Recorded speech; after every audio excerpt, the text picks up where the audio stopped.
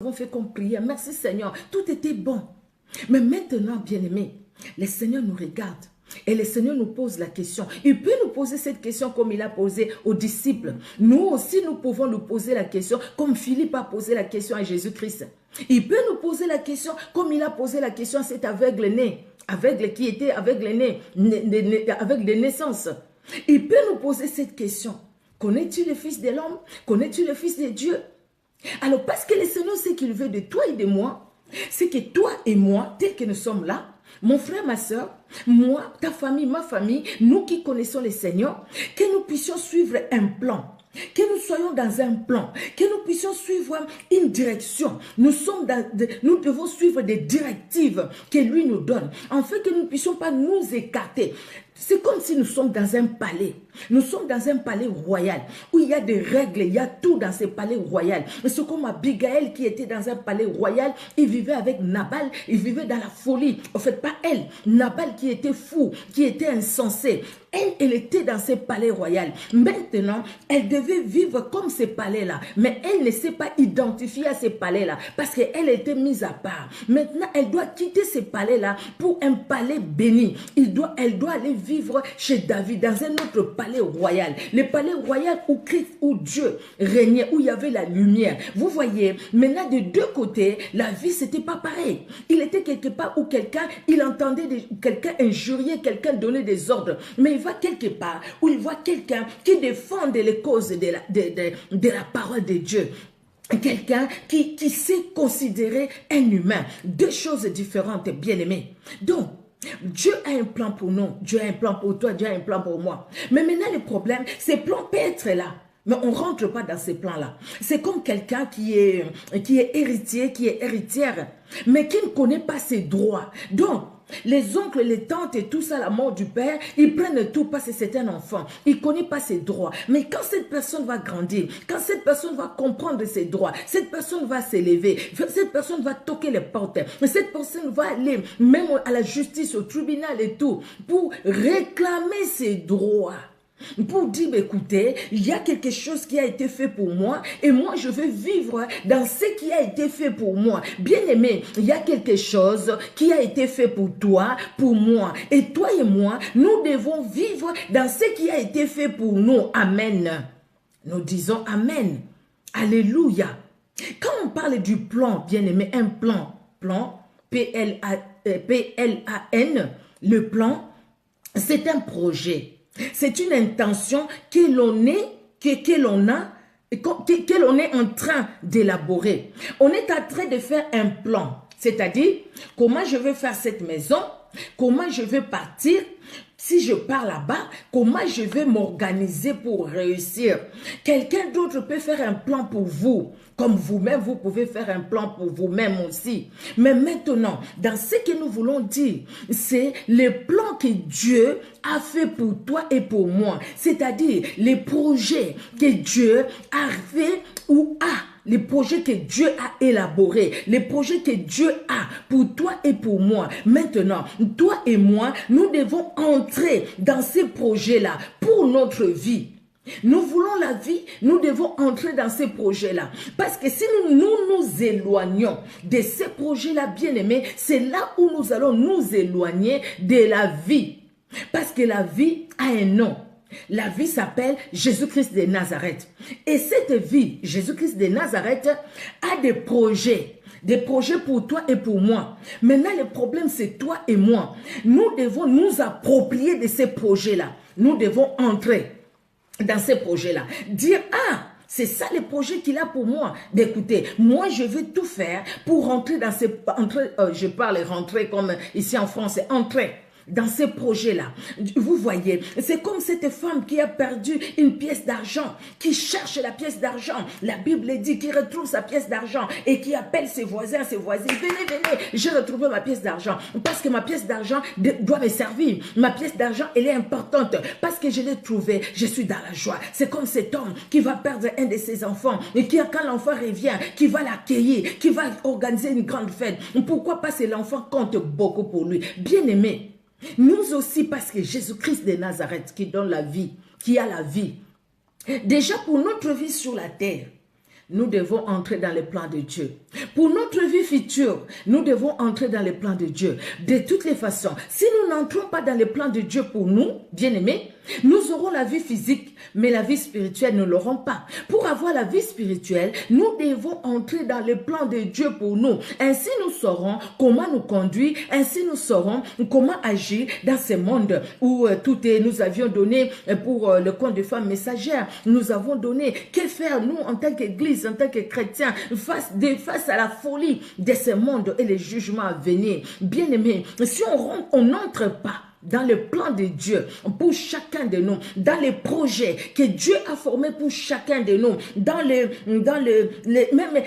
toutes les intentions, les bonnes intentions que Dieu a pour toi et pour moi, il nous les donne, il nous les dit. Il dit, écoutez, voilà, j'ai tout tracé pour vous. La Bible nous le dit, bien-aimés.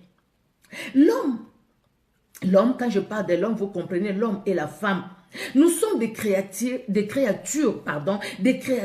merveilleuses.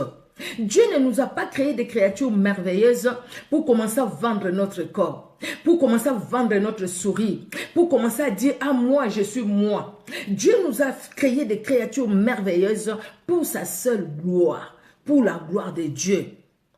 Alors, autrefois, l'homme s'est vendu à une autre voie, s'est vendu au diable. Il a perdu la communion avec Dieu. Nous voyons depuis les jardins d'Éden, la communion a été rompue. Mais Dieu, dans son amour, il n'a pas laissé l'homme ainsi. Même quand l'homme s'est couvert de feuilles, Dieu a tué un animal pour le couvrir avec quelque chose de solide. Quand il a envoyé les prophètes ont été tués. Dieu a envoyé son propre fils Jésus-Christ de Nazareth. Et Jésus-Christ est venu pour nous sauver, pour nous donner la vie. Donc, de la poussière que nous avons été créés. L'homme est poussière. Cette poussière, Dieu a fait la poussière, il a pris la poussière, il a façonné une personne et il a soufflé dans cette personne. Donc la personne est devenue, a eu de la valeur à cause de ce souffle. S'il n'y avait pas ce souffle de vie, l'homme resterait, resterait statue. Resterait une fabrication comme aujourd'hui nous voyons des statues qui sont fabriquées pour ci, pour ça. Vous voyez pour telle raison, tel autre, on ne veut pas rentrer, ce n'est pas ça le sujet. Vous voyez bien aimé, l'homme resterait à cet état-là, donc il n'y aurait même pas, d'homme sur la terre. Mais Dieu a mis à nous ce qui est merveilleux. C'est ce qui fait que l'homme, la femme, nous sommes des créatures merveilleuses. C'est ce que nous devons comprendre. Si nous comprenons que nous sommes des créatures merveilleuses, en ce moment-là, nous allons vivre, non pas selon ce que nous voyons, nos yeux voient, des beaux cheveux, une beauté, et ceci, cela. Mais nous allons vivre en fonction de celui qui a formé un plan merveilleux pour nous et en fonction de celui qui nous a donné de la valeur. Bien-aimés, nous allons d'abord prendre un passage biblique dans les psaumes qui est très court. Le psaume 139. Alors, le psaume 139, nous allons lire du verset 13 au verset 18. Psaume 139, de 13 à 18. Alors, nous lisons au nom de Jésus.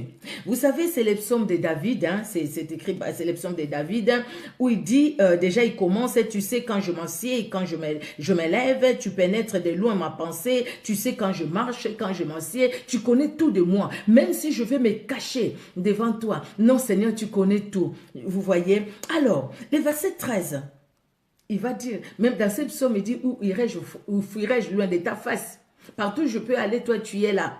Et le verset 13, il dit quoi? Nous commençons le verset 13 jusqu'à 18. C'est toi qui as formé mes reins, qui m'as tissé dans le sein de ma mère. Je te loue de ce que je suis une créature si merveilleuse. Tes œuvres sont admirables et mon âme les reconnaît bien. Mon corps n'était point caché devant toi lorsque j'ai été fait dans un lieu secret, tissé dans les profondeurs de la terre.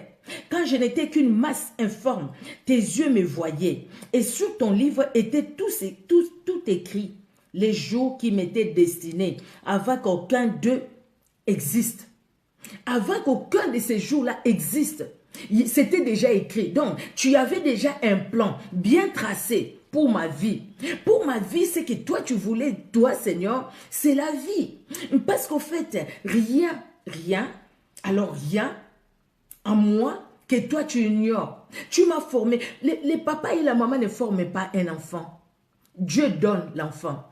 Quand le Seigneur nous met les yeux, les oreilles et tout, la maman dort, le papa dort. Mais Dieu est en train de former un être dans le ventre. Dieu est en train de façonner.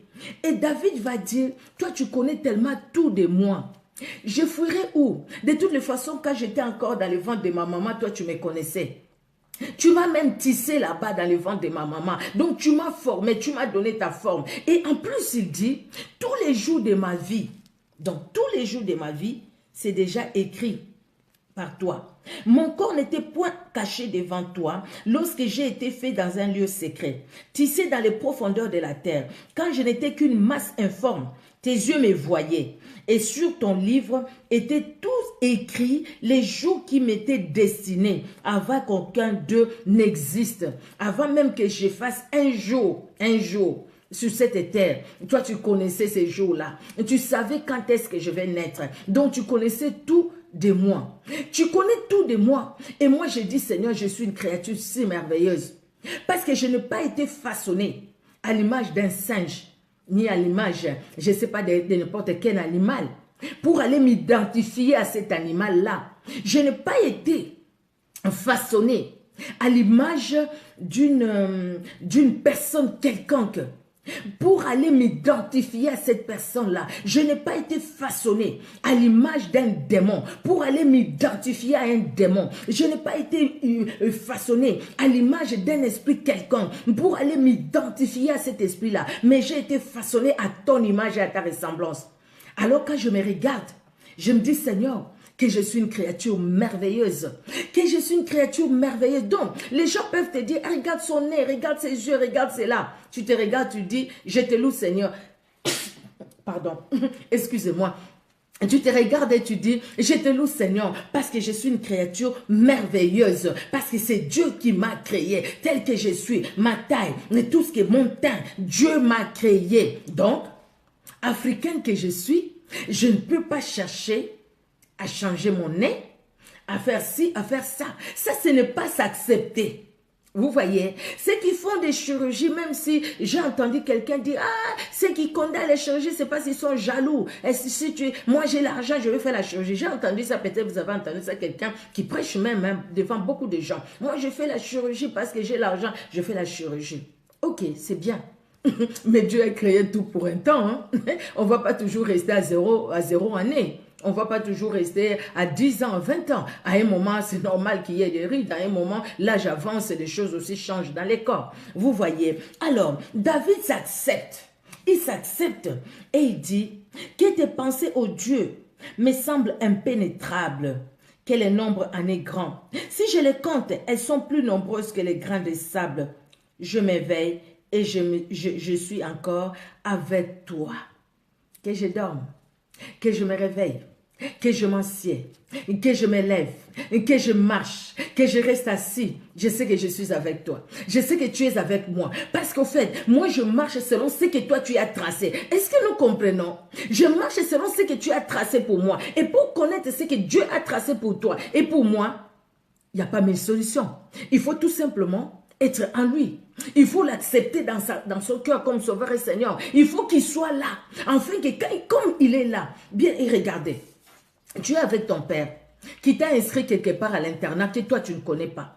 Maintenant, tu dois aller avec lui. Toi, tu vas dire, écoutez, non, papa, moi je vais à gauche pendant que tu vas à droite. Mais là, c'est lui qui connaît la route. C'est lui qui te conduit parce que c'est lui qui sait ce qu'il faut pour toi. Il te dit, voilà l'internat où je t'ai inscrit. Alors, voilà ce qu'on a demandé pour l'internat. Alors, non, on va aller. On va choisir. La marque, peut-être, tu peux choisir. Mais les lieux, toi, tu ne connais pas. C'est lui qui te conduit. C'est comme toi et moi.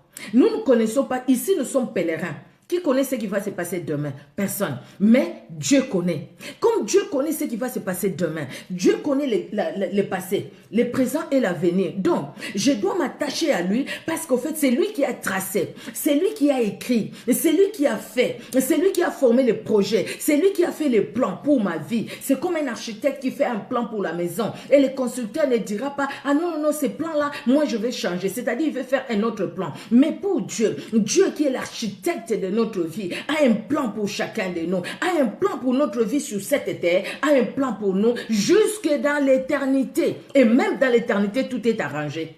Vous voyez, tout est arrangé, même dans l'éternité. Parce que Dieu nous aime. Vous voyez toujours David. David, il avait tellement compris cet homme. Il avait tellement compris qui était Dieu. Et ce que Dieu était capable de faire. Il avait tellement compris David. David va se retrouver devant une situation dans 1 Samuel 17. On ne va pas lire, c'est une longue histoire. Nous connaissons cette histoire-là. Je vais vous donner quelques versets, mais c'est une histoire que vous connaissez, que nous connaissons par la grâce de Dieu parce qu'on a beaucoup entendu ça. David, qui est allé paître les troupeaux, et ses grands frères sont allés avec Saül pour les combats, parce que c'était comme ça, à un certain âge, je pense, je ne sais pas quel âge, mais ceux qui étaient grands, ils partaient en guerre.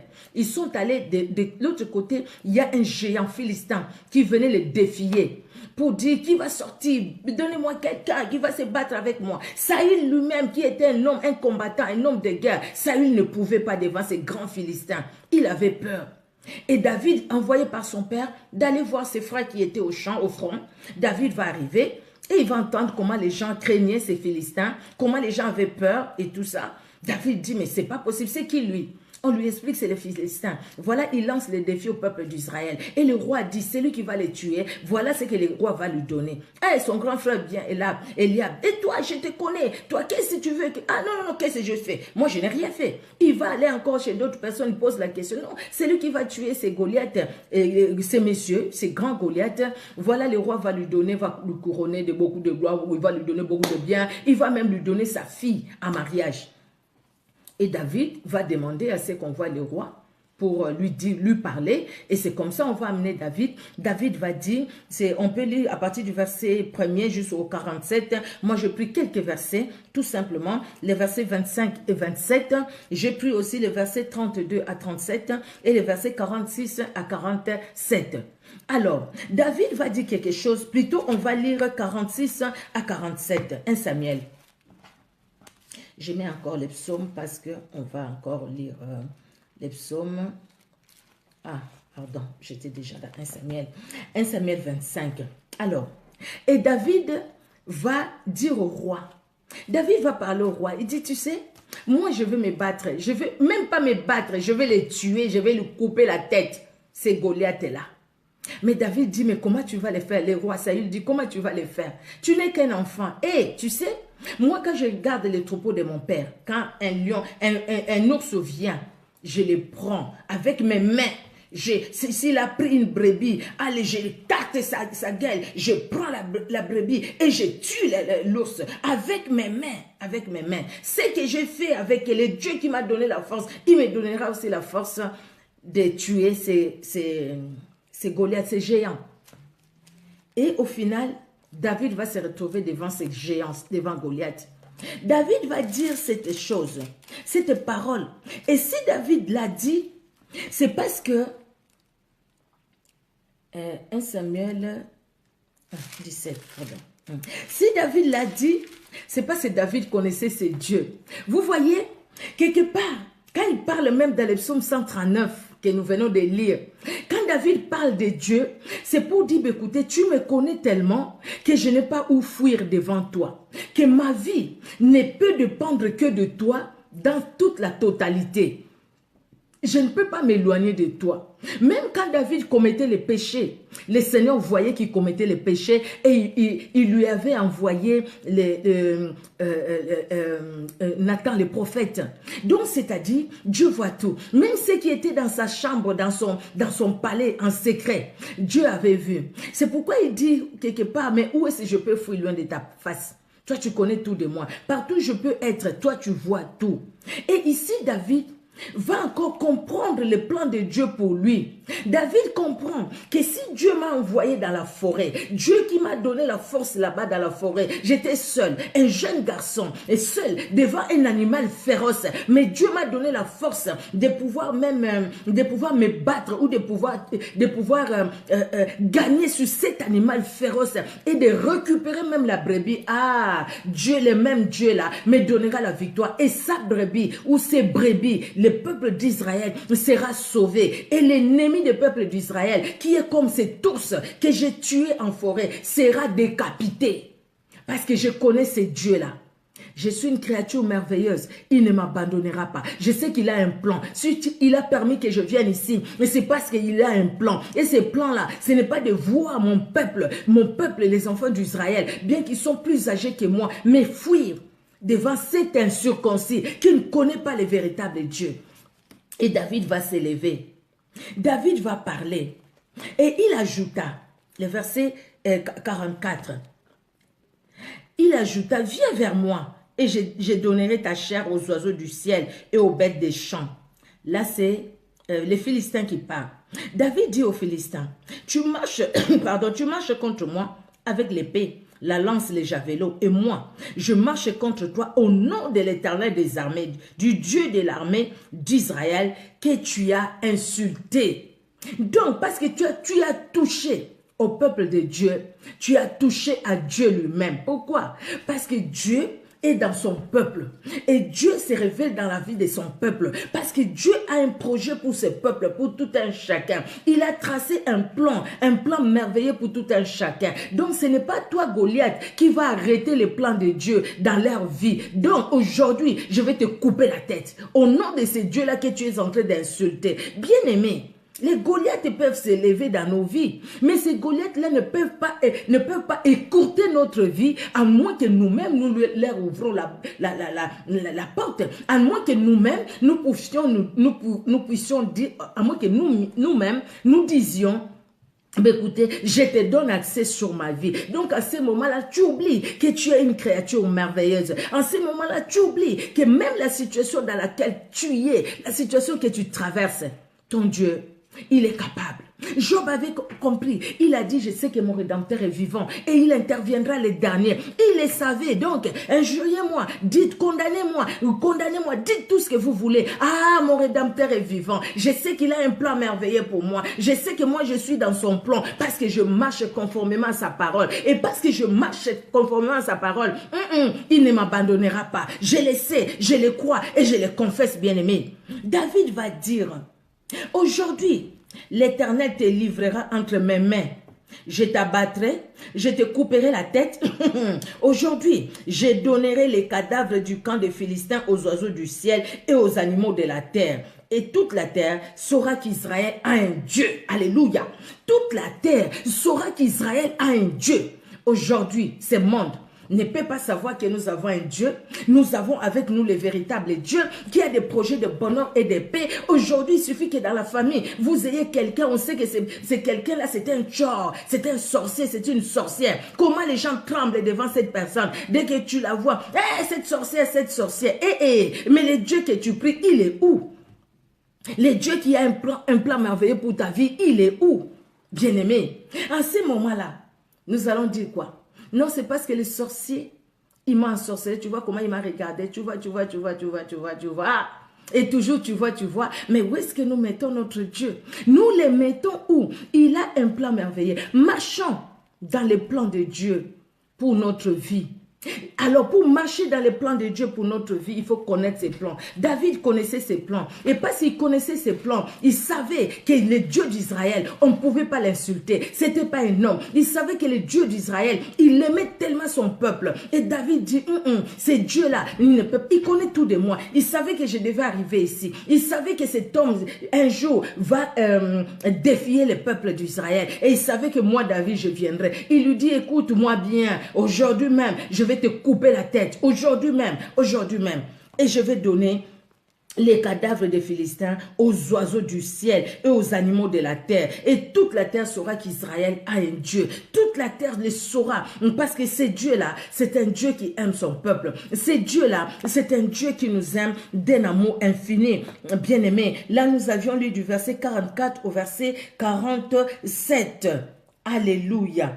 Et toute cette multitude saura que c'est ni par l'épée, ni par la lance que l'Éternel sauve, car la victoire appartient à l'Éternel et il vous livrera entre nos mains. La victoire appartient à l'Éternel. Tout appartient à l'Éternel. Et si nous les comprenons, que tout appartient à l'Éternel, bien-aimés, nous devons vivre ce que l'Éternel veut pour nous. David a marché selon la parole de Dieu. David a marché selon les recommandations du Seigneur. Parce que Dieu nous recommande quoi? Ces recommandations ne sont même pas pénibles. Il ne nous demande pas de dormir la tête en bas, les pieds en haut. Il ne nous demande pas de nous réveiller à minuit pour aller sortir, aller je ne sais pas où. Il nous demande tout simplement d'obéir à sa parole. C'est compliqué ça. C'est pas compliqué. C'est nous qui ne voulons pas obéir à cause des désirs de notre chair, à cause du système de ce monde qui nous entoure, qui nous pousse dans de mauvaises choses, bien-aimés. Alléluia. Vous savez, dans les psaumes toujours 92, le verset 5, la Bible dit que tes œuvres sont grandes, ô Éternel, que tes pensées sont profondes. Les œuvres de Dieu sont grandes. Dieu nous aime d'un amour infini. Alléluia. D'un amour infini que le Seigneur nous aime. Alors dans son amour infini, tout ce qu'il veut à nous, tout ce qu'il veut pour nous, que c'est que nous puissions vivre dans son amour. Il ne veut pas que nous puissions nous écarter de son amour. Parce que nous écarter de son amour, c'est nous écarter de lui. Or lui, il est amour, bien-aimé. Alléluia, alléluia. Merci Seigneur. Le psaume 8. J'ai marqué ça, les psaumes chapitre 8, il y a 10 versets, nous allons lire les 10 versets, les psaumes chapitre 8, la Bible nous dit, au chef des chantres sur la guittique, psaume de David. Éternel notre Seigneur, que ton nom est magnifique sur toute la terre, ta majesté s'élève au-dessus des cieux. Par la bouche des enfants et de ceux qui sont à la mamelle, tu as fondé ta gloire pour confondre tes adversaires, pour imposer silence à l'ennemi et au vindicatif. Quand je contemple les cieux, ouvrage de tes mains, la lune et les étoiles que tu as créées, qu'est-ce que l'homme pour que tu te souviennes de lui? Et le fils de l'homme pour que tu prennes garde à lui? Tu l'as fait de peu inférieur à Dieu et tu l'as couronné de gloire et magnificence. Tu lui as donné la domination sur les œuvres de tes mains. Tu as tout mis sous ses pieds. Les brebis comme les bœufs et les animaux de champ, les oiseaux du ciel et le poisson de la mer, tout ce qui parcourt les sentiers des mers. Éternel notre Seigneur, que ton nom est magnifique sur toute la terre. Qu'est-ce que l'homme, ô Éternel, pour que tu prennes soin de lui? Et pourtant, Dieu prend soin de nous. Qu'est-ce que l'homme? Cette poussière que tu as créée, cette poussière, quelque chose d'inutile, que tu as rendu utile, mais pour ta gloire. Nous sommes inutiles, mais Dieu nous a rendus utiles pour lui. Il nous a rendus utiles pour lui. Et il a un plan merveilleux pour chacun de nous. Et il veut que nous puissions vivre dans ce plan merveilleux, bien-aimés. Comment dire, pour bénéficier de tout ce qu'il a préparé pour nous. Il a tellement un plan merveilleux pour nous, bien-aimés. Mais combien de fois nous nous écartons de ces plans-là? Pourquoi sortir de ces plans-là pendant que les plans de Dieu pour nous? Alléluia. Vous savez, la Bible nous dit même, ne savez-vous pas que vous allez juger les anges? Dans 1 Corinthiens 6, 2 à 3. Nous allons même juger les anges. Ces anges, c'est les anges déchus. Hein? Ce n'est pas les anges qui sont restés au service de Dieu. Hein? Les anges déchus. Hein? Nous allons même les juger. Avec Christ, quand nous allons revenir, nous allons juger, bien-aimés, ces mondes. La Bible nous le dit, 1 Corinthiens 6, du verset 2 au verset 3. Pourquoi? Parce que Dieu nous a donné une grande importance. Vous voyez, il lui dit, les psalmistes dit même, tu as donné à l'homme la domination sur les animaux, sur tout ce que tu as créé. Qui a donné les noms aux animaux et aux plantes? N'est-ce pas l'homme? Dieu ne pouvait pas le faire lui-même, mais il a considéré l'homme. l'homme. La poussière qu'il a pris, qu'il a façonné, qu'il a mis son souffle dans cette poussière, il lui a donné beaucoup de valeur. Il a valorisé l'homme, non pas seulement là-bas, et même par la mort de Jésus-Christ. Jésus-Christ n'est pas mort pour Satan. Jésus-Christ n'est pas mort pour les animaux, pour les arbres, mais Jésus-Christ est mort pour toi et moi, pour nous. Quel privilège! N'est-ce pas que nous sommes des créatures merveilleuses? Nous sommes des créatures merveilleuses. Un frère chez moi qui chante.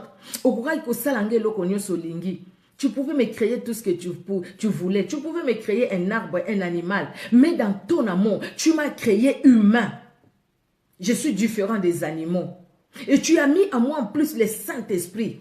Alléluia. Afin que je puisse t'aimer, afin que je puisse te servir. Là, c'est moi qui ajoute, c'est pas dans la chanson. Afin que je puisse m'attacher à toi, afin que je puisse te comprendre, afin que je puisse vivre ta vie, afin que je puisse vivre ta grandeur, afin que je puisse voir comment toi tu agis, comment tu te révèles. Alléluia. Quelle merveille. Moi, ça me fait tellement de la joie de me dire, c'est ce Dieu-là que je prie. C'est ce Dieu-là qui est mon papa. Alléluia. Mon Dieu, tu me connais. Tu me connais, moi aussi je te connais. Tu me connais comme ta fille, je te connais aussi comme mon père. Alléluia. Il a fait de nous ses enfants. Vous voyez ça, bien-aimés? Nous sommes des créatures merveilleuses. Nous devons être même fiers de ce que le Seigneur a fait à nous. Fiers pour ne pas tomber dans la saleté, dans les souillés. Fiers de notre identité. Enfin, quand nous allons nous trouver devant les souillés, tu te dis, ça c'est pas mon niveau. Ça c'est pas mon niveau, ça c'est pas pour moi. Parce qu'en fait, je suis fière de ce que je suis, une créature merveilleuse. Une créature merveilleuse qui va se retrouver, se marier avec un chat. Une créature merveilleuse qui va s'essuyer n'importe où. Une créature merveilleuse, non. Pourquoi tu vas t'essuyer comme ça? Parce qu'en fait, tu trouves que tu n'es pas une créature merveilleuse. Ton corps n'est pas à vendre. Tu es une créature merveilleuse. Tu n'es pas une cabine d'essayage. Ton corps n'est pas une poubelle où n'importe qui va jeter les pots de bananes ou de papier ou je ne sais pas la poussière qu'on a balayé la route. Oh non, oh non, oh non, nous sommes une créature merveilleuse. Tu es une créature merveilleuse. Tu es une créature merveilleuse. Et parce que tu es une créature merveilleuse, tu ne t'attends pas. Tu ne t'attends pas. Même dans les mariages, tu ne t'attends pas. Tu ne vas pas avec tel, avec tel, avec tel, avec tel. Là où ça va réussir, ça va réussir. Non, tu ne connais pas les plans de Dieu pour toi. Si tu connais les plans de Dieu pour toi, bien-aimé, parce qu'il a tout tracé pour ta vie, comme le psalmiste nous l'a dit dans le psaume 139. Donc, tu vas te laisser entre ses mains afin que lui seul puisse te conduire. Nous sommes un chef-d'œuvre de Dieu, bien-aimé. Je suis ce que Dieu dit que je suis. Alléluia. Jour pour jour, tout est prévu dans les plans de Dieu. Jour après jour, tous les jours, tout est prévu dans les plans de Dieu, bien-aimé. Et Dieu accomplit ce qu'il accomplit dans ton amour, dans son amour. Alléluia. Dieu a fait de nous ces créatures. Nous sommes des enfants de Dieu. Nous ne sommes pas n'importe qui. Bien-aimés, nous ne sommes pas n'importe qui. Nous sommes des enfants de Dieu. Nous sommes des personnes que Dieu lui-même a façonnées dans son amour. Alléluia, alléluia. Dieu nous a façonnés. C'est pourquoi nous sommes des créatures merveilleuses dont nous devons entrer dans ses plans parce que c'est lui. Regardez dans Jean 1, 12 à 13. Nous allons parler. Vous pouvez écrire. C'est un passage que nous connaissons. Elle a donné le pouvoir à tous ceux qui l'ont reçu. Elle, donc la parole de Dieu. Parce que Jean 1 nous parle, au commencement était la parole était avec Dieu, la parole était Dieu. Elle est venue chez les siens ne l'ont pas reçue. Mais à tous ceux qui l'ont reçue, à ceux qui croient en son nom, elle, la parole, a donné le pouvoir de devenir enfants de Dieu, lesquels sont nés ni de la volonté de la chair ni de l'homme, mais de la volonté de Dieu. Alléluia. Donc toi et moi, nous sommes nés de la volonté de Dieu. Nous ne sommes pas nés de la volonté de l'homme. Ce n'est pas un homme. Si on était né de la volonté de l'homme, cet homme-là peut décider aujourd'hui de nous faire disparaître de cette terre. Nous allons disparaître. Mais nous sommes nés de la volonté de Dieu. Même les parents que chacun de nous a, c'est la volonté de Dieu que nous ayons ces parents-là. C'est la volonté de Dieu. C'est Dieu qui nous a mis dans les familles où nous sommes. Mais c'est pour un but. Le but c'est quoi? Pour que nous puissions témoigner de Jésus-Christ partout où nous sommes, bien-aimés. Nous ne sommes pas n'importe qui. Nous sommes des enfants de Dieu. Nous sommes nés de Christ lui-même, de Dieu lui-même. Et parce que nous sommes nés de Dieu lui-même, pourquoi? Alors, nous ne devons pas marcher selon lui. Marcher comme lui, il veut que nous puissions marcher parce qu'il nous a choisis pendant que nous, on ne les connaissait même pas. Nous ne l'avions pas choisi, mais lui, il nous avait choisi. Nous ne l'avons pas aimés, lui, il nous a aimés. Nous ne les connaissions pas, lui, il nous connaissait. Et lui, il nous connaissait. Maintenant, il nous dit, écoutez, venez, marchez selon moi. Mais maintenant, où est le problème? Le problème, c'est quoi? Pourquoi nous ne voulons pas marcher selon Dieu? Pourquoi? Pourquoi encore être attaché au monde? Pourquoi encore être attaché au péché? Mais c'est quoi cette histoire? Il faut changer. Il faut la repentance. Il faudrait que chacun prenne une décision et dise, non, non, non, assez, assez. Mon corps est le temple du Saint-Esprit. Je suis né de Dieu. J'appartiens à Dieu. Jésus-Christ m'a engendré en lui. Ah non, je ne suis pas n'importe qui. Ça doit nous révolter et changer les choses dans nos vies. Ne restons pas à injurier, à faire ci, à faire ça, mais vivons la vie de Jésus-Christ. Alléluia, alléluia, alléluia. La Bible nous dit, bien aimé, dans Matthieu 5, 14, la Bible nous dit, nous sommes la lumière du monde. Nous sommes qui? Nous sommes la lumière du monde. Et franchement, toi, tu es la lumière du monde. Toi-même, tu prends la lumière là que tu es. Tu refuses de marcher dans cette lumière-là pendant que dans la lumière, tu vas tout voir. Et toi, tu préfères les ténèbres. Non, non, non, non, non. Quitte les ténèbres. Quitte les ténèbres. Abandonne les ténèbres. Abandonne, abandonne, abandonne les ténèbres. Il y a des gens qui disent, moi j'ai suivi, quelque part, j'étais encore au Congo, j'ai suivi les enfants à qui on a donné la sorcellerie à ces enfants-là. Ils étaient encore dans les ventres de leur maman, leur grand-père ou grand-mère, je ne sais plus, en fait, bref, qui a donné la sorcellerie. Et ces enfants-là qui pleuraient, qui disaient, on ne veut plus de ça, on ne veut plus de ça, sortez-nous, sortez-nous de là, sortez-nous de là. Et puis, les frères là qui était au fait responsable, qui avait organisé ces séminaires-là, a prié pour ces enfants-là. Il a prié. Bon, aujourd'hui, je ne sais pas, je ne les connaissais même pas. Je les ai vus à la prière. Et j'espère vraiment qu'ils sont changés. J'espère vraiment parce qu'ils ont crié. Le Seigneur a entendu les cris, de ces enfants-là et il les a changés. Nous sommes la lumière du monde. Je suis une créature merveilleuse. Je suis la lumière du monde. Et parce que je suis la lumière du monde, partout où je marche, c'est la lumière qui me conduit. La lumière, c'est Christ. La lumière, c'est Christ. Et Christ, c'est la lumière, habite en moi. Donc, moi aussi, j'éclaire. Et Christ éclaire ma vie, moi aussi, j'éclaire. Donc, tout à moi est lumière. Il n'y a pas il n'y a pas d'ombre des ténèbres à moi. Parce que moi, tout à moi est lumière. Que je sois seul dans ma chambre, que je sois devant les gens, je suis dans la lumière.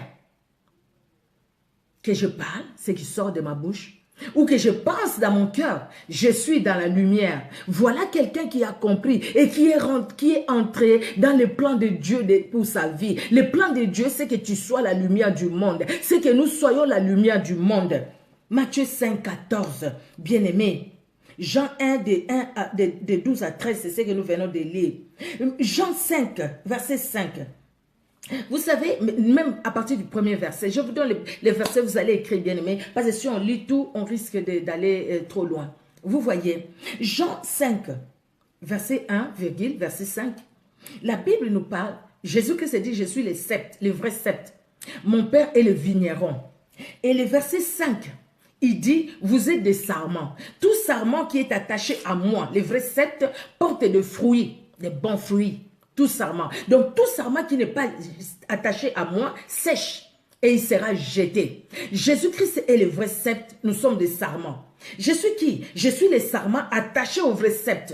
Je porte le fruit. Je porte le fruit parce que le plan de Dieu pour moi est que je puisse porter des fruits. Parce qu'il viendra, il reviendra. C'est lui qui m'a façonné, c'est lui qui m'a créé. Il va revenir. Et quand il va revenir, il va voir les sarments que je suis, si je portais des fruits. Si je n'ai pas porté de fruits, il va me couper, il va me jeter, je vais être dans le feu. Or, lui ne veut pas que je sois dans le feu. Il veut que je sois attaché à lui, lui le vrai sceptre. Donc, Jésus-Christ. Donc, moi, je me laisse que je sois attaché à lui, afin qu'il me conduise et que je porte des fruits dignes de repentance. Je suis attaché au vrai sceptre bien-aimé et la vie de Christ coule à moi. La vie de Christ coule à moi parce que c'est lui qui donne la sève qui me nourrit. C'est lui qui donne la sève qui nourrit ma vie. Ma vie n'est pas nourrie par la pourriture de ce monde. Ma vie n'est pas nourrie par les télé, je sais mais comment on appelle ça, comment on appelle ça, les séries télé. Ma vie n'est pas nourrie par un journal quelconque que j'ai lu. Ma vie n'est pas nourrie parce que les autres m'apportent au téléphone, dans mes oreilles. Ma vie n'est pas nourrie par le fait qu'il y a des gens qui m'ont fait de la haine, qui ont cherché à pourrir ma vie par leur haine. Et moi, je me suis laissée dans cette haine-là. Moi aussi, je les hais. Ma vie n'est pas nourrie par la haine. Ma vie n'est pas nourrie par le manque de pardon. Ma vie n'est pas nourrie par la jalousie. Ma vie n'est pas nourrie par l'envie. Ma vie est nourrie par les vrais sceptres qui est Jésus-Christ, les sceptres de la justice. Jésus-Christ de Nazareth qui nourrit ma vie. Lui, la lumière qui habite en moi. Alors, dans son plan, il veut que moi, je reste attaché à lui pour que la vie coule en moi. La vie qui est de Jésus-Christ de Nazareth. Alléluia, alléluia. La vie qui est de Jésus-Christ de Nazareth. La vie de Christ coule à moi. Donc, moi, je ne suis pas n'importe qui, bien-aimé. Je suis un ami de Christ. Alléluia. Dans Jean 15, 15, Jésus-Christ dit, je ne vous appelle plus serviteur, parce que le serviteur ne sait pas ce que fait son maître, mais je vous appelle mes amis. Vous êtes mes amis. Alléluia. Et regarde-moi, je suis l'ami de ce grand Dieu. Du créateur du ciel et de la terre. La Bible me dit que les cieux des cieux ne peuvent les contenir. Et maintenant, il m'appelle moi, son ami. Et mon Dieu, quelle grâce. Alléluia. Quelle grâce. Quand je vois tout ça, que les gens m'appellent TTS, c'est votre problème. Moi, je suis spirituel. Parce qu'au fait, j'ai compris ce que la parole de Dieu me dit. Et je m'attache sur la parole de Dieu me dit. La parole de Dieu me dit que je ne suis pas n'importe qui. Donc, je ne suis pas n'importe qui. Ne viens pas me mettre la souillure. Parce que la souillure, c'est pas pour moi. Moi, c'est la lumière, moi, c'est la sainteté. Non, non, non, non, non. Moi, je suis pas n'importe qui. Je suis l'ami de Christ. Donc, quand je marche, mes amis, ce sont les gens qui craignent cet ami. Nous avons un ami commun avec eux. Nous marchons ensemble parce que nous avons un ami commun. Je ne veux pas marcher, je ne veux pas partager ma vie avec les gens qui ont un autre ami, qui est l'ami qui est mon ami fidèle ou qui veulent m'amener vers d'autres amis, qui me présentent d'autres amis, qui est l'ami fidèle. Les autres amis, il y en a beaucoup. Il y en a beaucoup. Les amis, les mauvais amis, il y en a. Mauvais amis physiques et les mauvais amis spirituels, il y en a. Les gens qui vont vous faire signer des pactes, consciemment, inconsciemment, des choses qu'on ne va pas répéter ici, qu'on a déjà parlé plusieurs fois. Combien de personnes qui ont signé des pactes conscientes, des pactes inconscientes à cause des autocollants, avec des serpents, avec ceci, avec cela. Oh, bien-aimés, restons attachés au sceptre. Jésus-Christ. Jésus-Christ de Nazareth. Je vais lire Jean 15, 15, bien-aimés. Les autres versets que j'ai donnés, là, je vais lire quand même. Jean 15, 15. La Bible dit, je ne vous appelle plus serviteur, parce que le serviteur ne sait pas ce que fait son maître.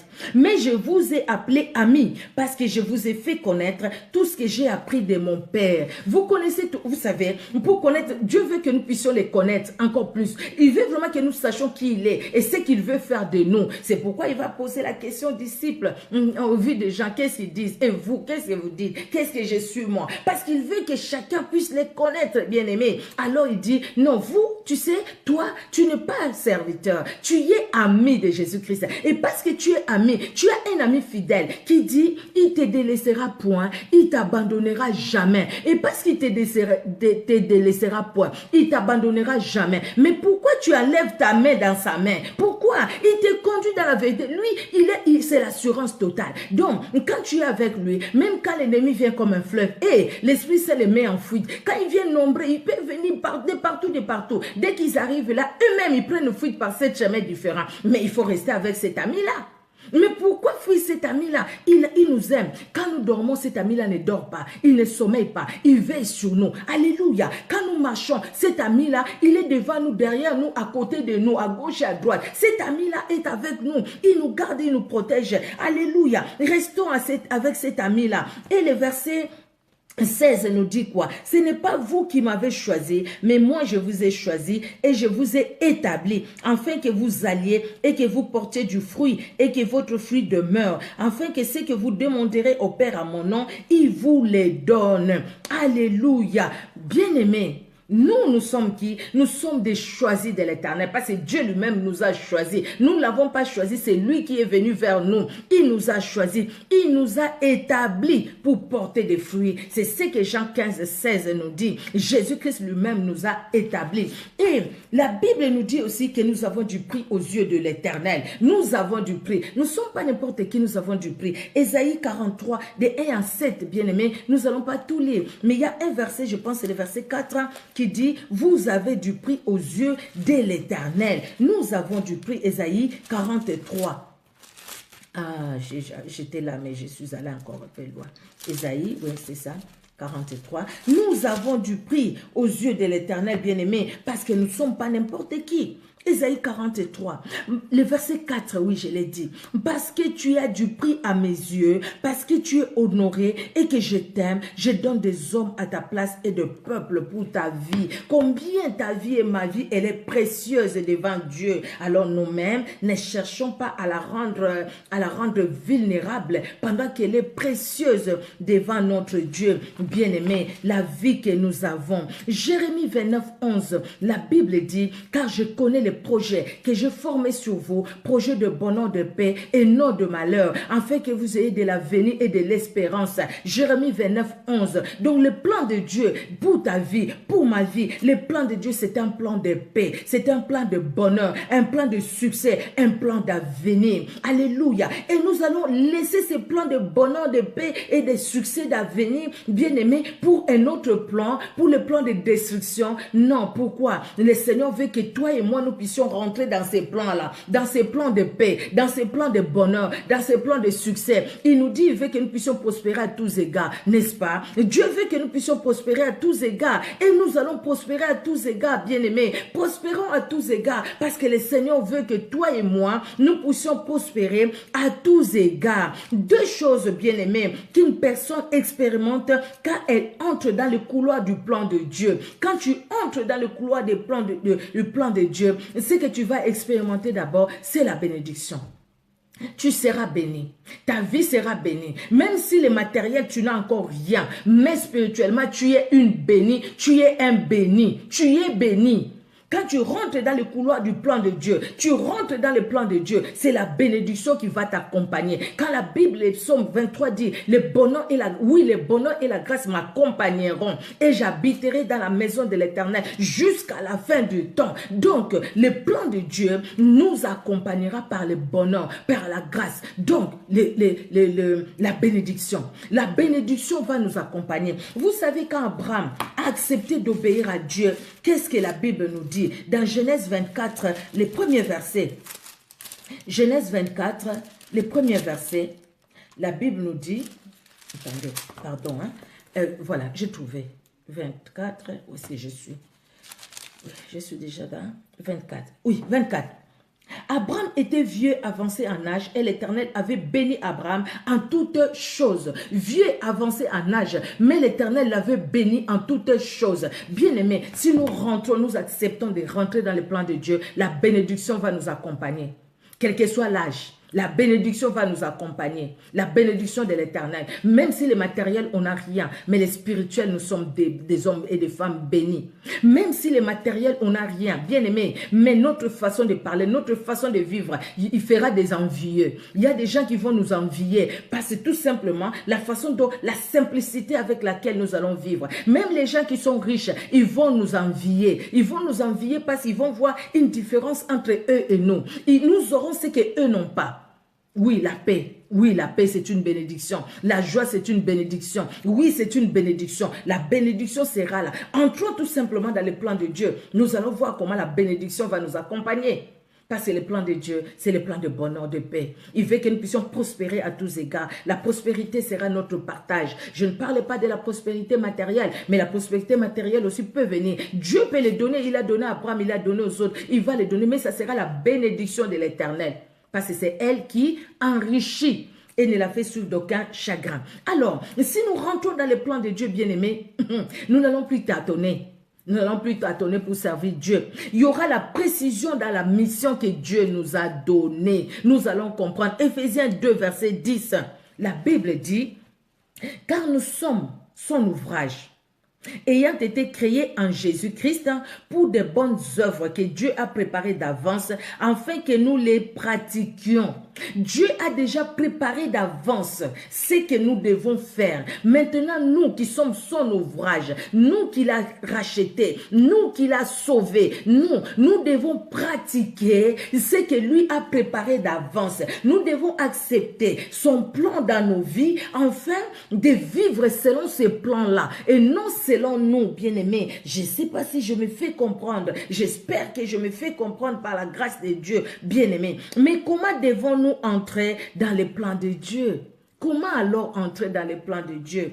Donc, nous avions dit, il y a deux choses qu'une personne expérimente quand elle entre dans les plans de Dieu. C'est la bénédiction qui l'accompagne. Ensuite, c'est la précision dans la mission que Dieu lui a donnée. Parce qu'elle va accomplir la mission que Dieu lui a donnée. Cette personne-là comprend la mission de Dieu pour sa vie. Comprend la mission de Dieu pour sa vie. S'il n'y avait pas la mission de Dieu pour ma vie, je pense qu'aujourd'hui, je ne serais même pas là. Je ne serais pas là. Si Dieu m'a sauvé, m'a sorti du comment. Je fais 2 mois dans les comment, moi. Si Dieu m'a sorti dans les comment, c'est pas s'il savait que j'allais parler de lui. Et il me l'a dit. Il me l'a dit par des messages, il me l'a dit par des prophéties. S'il m'a laissé en vie, c'est pour que je puisse les servir. Donc aujourd'hui, je ne vois pas qui va me dire de ne pas servir Dieu. Je ne vois pas.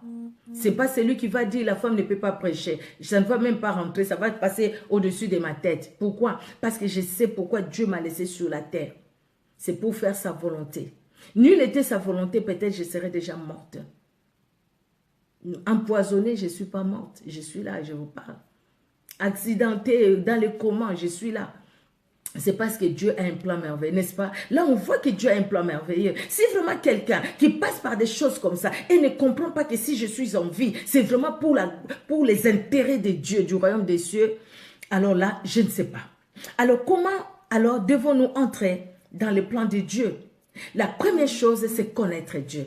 Nous ne pouvons pas entrer dans ces plans si on ne les connaît pas, bien-aimés. Connaître Dieu, ce n'est pas le fait de savoir que Dieu existe. Même Satan, les démons savent que Dieu existe. Ils le savent. Mais connaître Dieu, bien-aimé, ça j'ai écrit, connaître Dieu, c'est laisser nous conduire, nous laisser conduire par lui, par Dieu. Vivre l'intimité avec le Seigneur, vivre l'intimité avec lui et laisser que lui seul vraiment puisse nous conduire. Là où nous ne comprenons pas, nous disons, Seigneur, là je ne vois pas clair. Dis-moi quelle est ta volonté pour cette chose, pour telle autre chose et pour telle autre. Seigneur, aide-moi. Seigneur, guide-moi. Seigneur, conduis-moi. Vraiment dans ton amour, je vais comprendre. Je vais saisir ta parole. Je veux vraiment la vivre. Seigneur Dieu de gloire, viens à mon secours. Viens, Seigneur, j'ai besoin de toi. J'ai soif de toi. Alléluia. Alléluia. Vous voyez? Alors, pardon, je pense que je fais une erreur là. Je ne saurais pas voir les notes, sinon après. Bon. Bon, désolé, j'ai touché quelque part, ça tout. Bon, ok, c'est pas grave. Donc, alors, connaître Dieu. Vous savez, l'histoire de cette femme, la Samaritaine, avec Jésus. Cette femme, c'est dans Jean 4. Hein. Cette femme va aller puiser de l'eau. Jésus qui passe, Jésus qui s'arrête, Jésus qui lui dit, donne-moi de l'eau. Et la dame qui dit, toi, un juif, tu demandes de l'eau à une Samaritaine. Et en plus, une femme, il n'y avait pas de relation entre les juifs et les Samaritains. C'est ce que la Bible nous dit.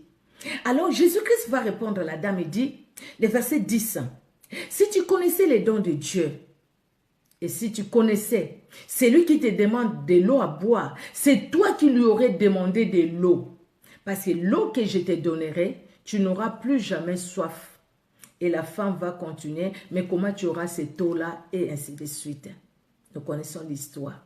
Mais ce qui est important, ce que j'ai prélevé, c'est que le Saint-Esprit a mis dans mon cœur la connaissance de Christ. Cette femme-là, Jésus-Christ dit à la dame, si tu connaissais les dons de Dieu, et si tu me connaissais moi, si tu connaissais la personne qui te demande de l'eau. Donc la personne qui te demande de l'eau, ce n'est pas un juif comme tout autre juif, mais c'est celui qui est venu. Ah, la femme dit, mais on nous a dit que Christ viendra, mais Christ c'est moi. Ah, elle est retournée, ah, je vis le Christ et tout ça, tout ça. Et les Samaritains sont venus, ils ont cru en Jésus-Christ. Connaître le Seigneur, cette rencontre personnelle que cette femme a fait avec le Seigneur. C'est dans Jean chapitre 4, verset 10. Vous pouvez vérifier ça, bien-aimé. Alors, dans Jean 14, de 6 à 9, Jean 14, 6 à 9, là, c'est la causerie, Jésus et ses disciples. Il dit que vos cœurs ne se troublent point, je m'en vais, je vais vous préparer une place, je reviendrai vous prendre, pardon, en fait que là où je suis, vous y soyez vous aussi avec moi, et ainsi de suite. Alors, Thomas qui lui dit, Thomas qui lui pose la question, mais tu vas aller où? Ah non, parce que nous ne savons même pas là où tu vas. Et je m'en vais et tout ça, tout ça. Jésus-Christ a dit vers mon Père et puis je reviendrai, tout ça. Mais montre-nous le Père et puis cela nous suffit et tout ça. Là, c'est Philippe qui va poser la question. Et Jésus-Christ, la réponse de Jésus-Christ au verset 9. Jésus-Christ va dire, Philippe, depuis longtemps que je suis avec toi, tu ne m'as jamais connu. Et Jésus-Christ a dit quelque chose à l'obé. Et vous voyez, à l'obé. Jésus-Christ a dit quelque chose. Ah, les Français. Un jour, je vous prêcherai à Lingala. Non, c'est pour rigoler. Je parle en français par la grâce de Dieu. Hein. J'espère que vous comprenez bien. J'ai voulu vraiment relever ça. Jésus lui dit, je suis le chemin, la vérité et la vie, nul ne vient au Père que par moi. Si vous me connaissez, voilà le verset 7, si vous me connaissez, vous connaîtrez aussi mon Père. Et dès maintenant, vous le connaissez et vous l'avez vu. Alors, Philippe lui dit, Seigneur, montre-nous le Père et cela nous suffit. Parce que tu nous parles du Père, tu nous parles du Père. Mais montre-nous le Père, cela nous suffit. Et Jésus lui dit, il y a si longtemps que je suis avec vous et tu ne m'as pas connu, Philippe. Celui qui me voit a vu le Père. Depuis tout ce temps, tu ne m'as pas connu, donc tu ne me connais pas. Jésus-Christ dit, celui qui, si vous me connaissez, vous connaissez sur la personne qui m'a envoyé. Parce qu'au fait, moi et la personne dont je vous ai parlé, mon Père qui m'a envoyé, ce n'est pas deux personnes, c'est la même personne. Donc Jésus-Christ c'est lui-même. Jésus-Christ. Il dit, il a agi en tant que Père, en tant que Fils et en tant que le Saint-Esprit. Il n'y a pas trois personnes. Il n'y a pas à dire, ah non, les gens qui disent ça, c'est trois personnes. Non, Jésus-Christ lui-même le dit. Jésus-Christ a parlé du Père, il a parlé du Saint-Esprit, il a parlé aussi du Fils. Jésus-Christ l'a dit. Il dit à Philippe, c'est pas pour dire qu'il y a trois personnes, non. Il a agi dans ses fonctions en tant que Père. Quand il dit descendons, faisons l'homme. Pourquoi il dit faisons? Pourquoi il dit pas j'ai fait? Il dit faisons. Dans toutes ces manifestations, comment il s'est manifesté en tant que Père? Quand il était à la croix, les gens, les gens vous les connaissez, qui disent, ah non, si vous dites ça, mais quand il était à la croix, le ciel était resté avec qui? Avec lui-même. Il était au ciel et il était à la croix. En tant que fils, il était au ciel en tant que Père. Et aujourd'hui, quand il dit, je m'en vais, je prierai le Père, il vous enverra un autre consolateur. Et il dit qu'aux disciples, un peu de temps, vous me verrez plus. Et après, un peu de temps, vous me reverrez. Vous me reverrez sous quelle forme? Parce que Jésus-Christ n'est plus revenu en chair par le Saint-Esprit. Je pense que ce n'est pas compliqué là-dessus. Je pense il faut être simple et puis comprendre ça simple. Il n'y a pas de problème de Trinité là-dessus. C'est un problème de Jésus-Christ qui s'est révélé en tant que Père, en tant que Fils et en tant que Saint-Esprit. C'est comme ça, c'est biblique. Jésus-Christ l'a dit. On ne va pas dire le contraire de ce que Jésus-Christ lui-même a dit. Amen. Pardon. Allez. Voilà. Alors, et Jésus-Christ va dire, il va dire à Philippe, tu ne m'as pas connu depuis tous ces temps. Philippe qui était avec Jésus, tu ne m'as pas connu. Vous savez, ça c'est quelque chose qui peut nous arriver nous aussi. Hein. Nous sommes depuis longtemps avec le Seigneur. Depuis longtemps nous prions. Depuis longtemps nous faisons des jeûnes. Nous chantons pour Dieu. Mais nous ne connaissons pas ces dieux-là. Nous les connaissons des noms.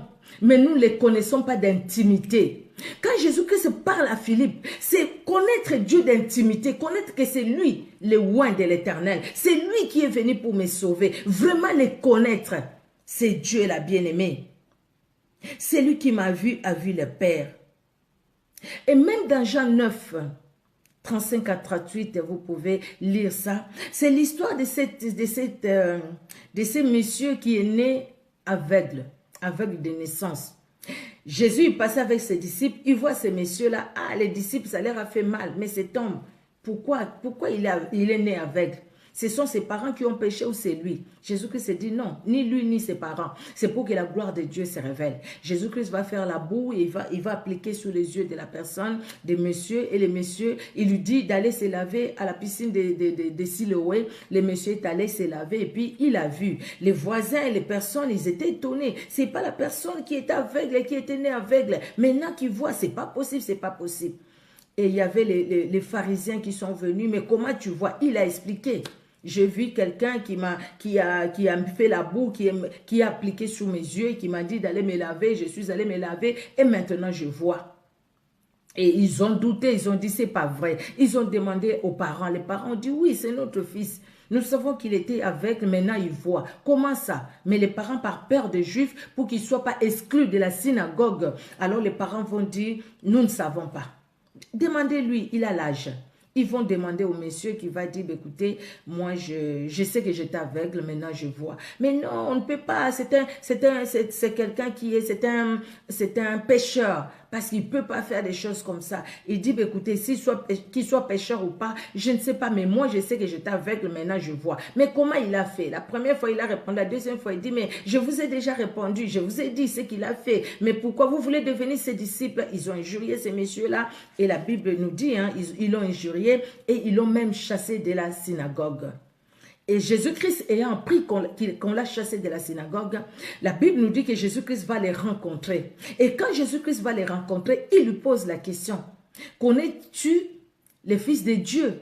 Dans d'autres versions, c'est écrit le Fils de l'homme. Alors lui, le monsieur, il dit, mais qui est-il le Fils de Dieu pour que je croie en lui? Ou dans d'autres versions, c'est écrit, où est-ce qu'il est le Fils de Dieu? Je vais croire en lui. Et Jésus-Christ lui dira, c'est moi. Parce qu'il devait connaître la personne qui l'a guéri. Bien aimé, nous pouvons connaître Jésus-Christ tout simplement par une guérison. Parce qu'il nous a guéris. Parce que maman a prié, parce que papa a prié, parce que l'oncle a prié, la tante a prié. Mais connaître Jésus-Christ en tant que Christ, le oint de l'Éternel, en tant que sauveur personnel, c'est de ça que nous parlons. Bien-aimés, nous ne pouvons pas entrer dans le plan de Dieu si nous ne connaissons pas Jésus-Christ comme notre sauveur personnel, comme notre Seigneur personnel. Nous devons les connaître, savoir qu'il est là et c'est lui. C'est lui qui connaît, qui a fait une rencontre personnelle avec le Seigneur Jésus-Christ. Ce n'est pas quelqu'un qui est ballotté à tout vent de doctrine. Ce n'est pas quelqu'un qu'on traîne partout, par-ci, par-là. Ce n'est pas quelqu'un qui obéit à tout. Ce n'est pas quelqu'un sur lequel on peut cracher l'eau de la bouche. Ce n'est pas quelqu'un sur lequel on va jeter une veste. Ce n'est pas quelqu'un sur lequel on va faire ça, il va tomber et puis il va se mettre en l'air et ainsi de suite. Non, non, non. Parce que cette personne-là s'assied sur la parole de Dieu. Parce qu'il connaît les maîtres. Il connaît Jésus-Christ. Deuxièmement, bien-aimés, nous devons chercher à vivre avec Christ. Vivre la vie de Christ. Parce que nous les connaissons, vivons sa vie. Sinon, ça va servir à rien. C'est être en communion avec le Seigneur par la prière. L'invoquer, comme Jérémie 33:3 nous dit. Invoque-moi, je te répondrai. Je te montrerai les choses cachées, les grandes choses que tu ne connais pas. 1 Thessaloniciens 5:17 nous dit de prier sans cesse. Nous prions et le Seigneur nous exauce. Et la dernière chose, Seigneur, bien-aimé, le dernier point, marcher selon l'esprit. Si nous ne marchons pas selon l'esprit, nous allons accomplir les œuvres de la chair. La Bible nous dit, si nous marchons selon l'esprit, nous n'allons pas accomplir les œuvres de la chair. Les œuvres de l'esprit sont manifestes. L'amour, la joie, ainsi de suite. Galates 5, 22 à 25. Le verset 25 nous dit, si nous vivons par l'esprit, marchons aussi par l'esprit. Nous vivons par l'esprit, mais marchons aussi par l'esprit. Comment vivre par l'esprit si le Seigneur Jésus-Christ n'est pas à nous? Impossible. Nous recevons Jésus-Christ et nous marchons par l'Esprit. Nous devons chercher le baptême du Saint-Esprit. Regardez dans Actes 19, de 1 à 7. Quand Paul va voir ces personnes, ils étaient 12 hommes, il va leur poser la question, s'ils connaissaient le Saint-Esprit, ils vont dire, nous n'avons même pas entendu parler du Saint-Esprit. Et Paul va leur poser la question de quel baptême vous avez été baptisé. Ils vont dire, c'est le baptême de Jean. Et Paul a dit, Jean a baptisé du baptême de la repentance. Alors il a prié pour eux, ils ont reçu le Saint-Esprit, ils ont parlé dans les nouvelles langues. Ça c'est le baptême dans le Saint-Esprit. Nous devons le chercher parce que c'est un plus pour notre vie spirituelle. Le baptême dans le Saint-Esprit, des fois on peut être fatigué, mais on prie en langue et ça nous fortifie. C'est très important. Ce n'est pas une condamnation, mais au contraire, nous devons chercher. Cherchons le baptême dans le Saint-Esprit. Si tu aimes le Seigneur, tu dois chercher aussi la plénitude du Saint-Esprit. Regardons Pierre, rempli du Saint-Esprit. Il a parlé de Jésus-Christ sans crainte. Regardons Paul quand sa vie a changé. Comment il a parlé de Jésus-Christ. Quand le Saint-Esprit nous remplit, bien-aimés, nous allons parler de Jésus-Christ. Nous n'allons pas avoir la peur. Nous n'allons pas avoir la peur des gens, la peur de quand dira-t-on. Parce qu'en ces moments-là, ça ne sera pas un homme qui va nous conduire, mais ça sera Jésus-Christ et Jésus-Christ seul qui va nous conduire. Amen, amen, amen. Merci Seigneur Jésus-Christ, que Dieu nous bénisse vers la fin. C'est vrai, j'étais obligée d'aller un peu vite parce que en même temps, je regarde aussi les temps. Vraiment que Dieu nous bénisse. Bien aimé, nous avons parlé en quelques mots, vraiment si je peux le dire, nous avons parlé d'entrer dans les plans de Dieu pour notre vie. Les plans de Dieu pour notre vie, Jérémie 29, 11 les résume. Les plans de bonheur, de paix, un plan de succès, un plan d'avenir.